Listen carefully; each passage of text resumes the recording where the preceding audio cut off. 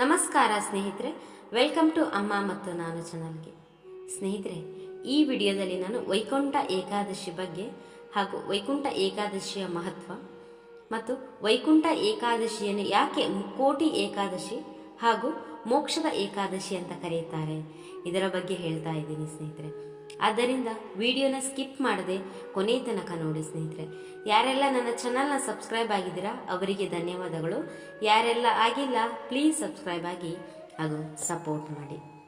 ಧನುರ್ಮಾಸದಲ್ಲಿ ಬರುವ ವೈಕುಂಠ ಏಕಾದಶಿಯು ಮಹಾವಿಷ್ಣುವಿಗೆ ಸಂಬಂಧಿಸಿದ ಅತ್ಯಂತ ಪ್ರಮುಖ ಹಬ್ಬವಾಗಿದ್ದು ಇದು ಅತ್ಯಂತ ಪ್ರಾಮುಖ್ಯತೆಯನ್ನು ಪಡೆದಿದೆ ಸ್ನೇಹಿತರೆ. ಪುಷ್ಯ ಮಾಸದ ಶುಕ್ಲ ಪಕ್ಷದ 11ನೇ ದಿನ ಆಚರಿಸುವ ಈ ಏಕಾದಶಿಯು ಹಲವಾರು ಕಾರಣಗಳಿಂದ ಪ್ರಾಮುಖ್ಯತೆಯನ್ನು ಪಡೆದುಕೊಂಡಿದೆ. ಈ ದಿನ ವೈಕುಂಠದ ಬಾಗಿಲು ಅಂದರೆ ಸ್ವರ್ಗದ ಬಾಗಿಲು ತೆರೆಯುತ್ತದೆ. ಹಿಂದೂ ಧಾರ್ಮಿಕ ನಂಬಿಕೆಗಳ ಪ್ರಕಾರ ಏಕಾದಶಿ ತಿಥಿಗೆ ಬಹಳ ಮಹತ್ವವಿದೆ. ಈ ಶುಭ ದಿನದಂದು ಉಪವಾಸವಿದ್ದು ವಿಷ್ಣುವನ್ನು ಪೂಜಿಸಿದರೆ ಎಲ್ಲ ಪಾಪಗಳು ಪರಿಹಾರವಾಗುತ್ತದೆ ಅಂತ ನಂಬಿಕೆ ಇದೆ ಸ್ನೇಹಿತರೆ. ಸೂರ್ಯನು ದಕ್ಷಿಣಾಯನದಿಂದ ಉತ್ತರಾಯಣಕ್ಕೆ ಪ್ರವೇಶಿಸುವ ಮುನ್ನ ಪ್ರತಿ ವರ್ಷ ಬರುವ ಏಕಾದಶಿಯನ್ನು ವೈಕುಂಠ ಏಕಾದಶಿ ಅಂತ ಕರೆಯಲಾಗ್ತದೆ ಸ್ನೇಹಿತರೆ. ಇನ್ನು ಜನವರಿ 10ರಂದು ಅಂದರೆ ನಾಳೆ ಶುಕ್ರವಾರ ವೈಕುಂಠ ಏಕಾದಶಿಯನ್ನು ಆಚರಿಸಲಾಗುತ್ತದೆ. ಈ ದಿನ ಮಹಾವಿಷ್ಣುವನ್ನು ಪೂಜಿಸಲಾಗುತ್ತದೆ. ಈ ಶುಭ ದಿನದಂದು ಸ್ವರ್ಗದ ಬಾಗಿಲು ತೆರೆಯುವುದು ದೇವಸ್ಥಾನಗಳಲ್ಲಿ ಉತ್ತರ ದ್ವಾರದ ಮೂಲಕ ವಿಷ್ಣುವಿನ ದರ್ಶನ ಪಡೆದಲ್ಲಿ ಕಷ್ಟಗಳು ಪರಿಹಾರವಾಗುತ್ತವೆ ಅಂತ ನಂಬಿಕೆ ಇದೆ ಸ್ನೇಹಿತರೆ. ಇನ್ನು ವೈಕುಂಠ ಏಕಾದಶಿಯ ಮಹತ್ವ. ವೈಕುಂಠವೆಂದರೆ ಕ್ಷೀರಸಾಗರದಲ್ಲಿ ಶೇಷನಾಗನ ಮೇಲೆ ಪವಡಿಸುವ ವಿಷ್ಣುವಿನ ವಾಸಸ್ಥಾನ. ವರ್ಷ ಪೂರ್ತಿ ವೈಕುಂಠ ದ್ವಾರವನ್ನು ಮುಚ್ಚಲಾಗಿ ಈ ಏಕಾದಶಿಯನ್ನು ಮಾತ್ರ ತೆರೆಯಲಾಗುತ್ತದೆ.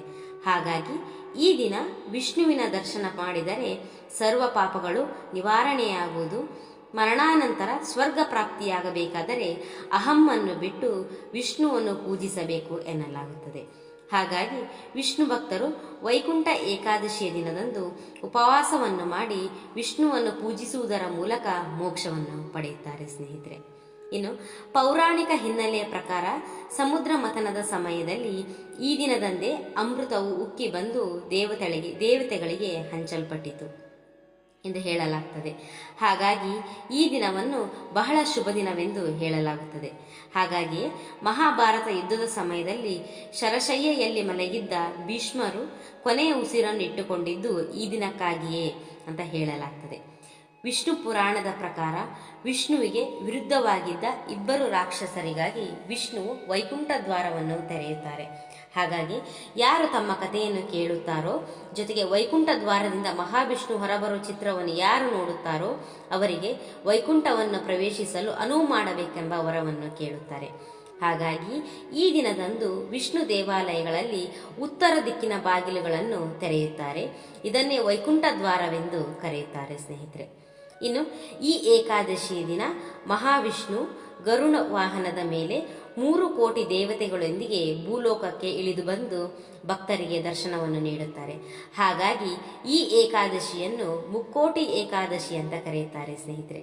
ಇನ್ನು ಈ ಒಂದು ಏಕಾದಶಿಯು 3 ಕೋಟಿ ಏಕಾದಶಿಗಳಿಗೆ ಸಮವಾದ ಪವಿತ್ರತೆಯನ್ನು ಹೊಂದಿರುವ ಕಾರಣ ಇದನ್ನು ಮುಕ್ಕೋಟಿ ಏಕಾದಶಿ ಅಂತ ಹೇಳಲಾಗ್ತದೆ ಸ್ನೇಹಿತರೆ. ಇನ್ನು ಈ ಶುಭ ದಿನದಂದು ಎಲ್ಲ ದೇವಾಲಯಗಳಲ್ಲಿ ಉತ್ತರ ಬಾಗಿಲಿನಿಂದ ಭಕ್ತರಿಗೆ ದರ್ಶನ ಸೌಲಭ್ಯ ಮಾಡಲಾಗುತ್ತದೆ. ದೇವಾಲಯಗಳಿಗೆ ಭೇಟಿ ನೀಡಿದವರು ಮೋಕ್ಷ ಪಡೆಯುತ್ತಾರೆ ಅಂತ ನಂಬಿಕೆ ಇರುವುದರಿಂದ ಇದನ್ನು ಮೋಕ್ಷದ ಏಕಾದಶಿ ಅಂತ ಕೂಡ ಕರೆಯುತ್ತಾರೆ ಸ್ನೇಹಿತರೆ. ವಿಡಿಯೋ ಇಷ್ಟ ಆದರೆ ಪ್ಲೀಸ್ ಶೇರ್ ಹಾಗೂ ಸಬ್ಸ್ಕ್ರೈಬ್ ಮಾಡಿ. Thank you.